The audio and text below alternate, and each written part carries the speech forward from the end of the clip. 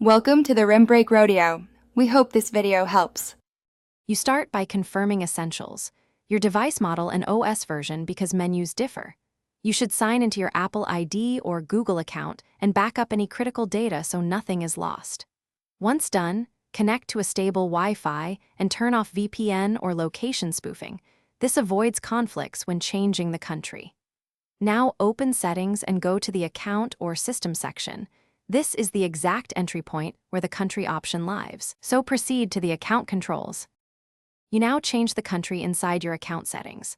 On iOS, tap Apple ID, Media and Purchases, View Account, then Country/Region. On Android, open Play Store, Profile Settings, then Country and Profiles. Make sure to follow the prompts. Add a valid payment method and billing address for the new country because the store enforces regional billing. Also accept updated terms and download region-specific apps. If you have subscriptions, pause or transfer them first, otherwise they may block the switch. Finish by restarting your device to force stores and services to refresh.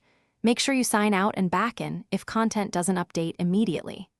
You should verify that apps and services available in the new country appear and that billing statements reflect the new address.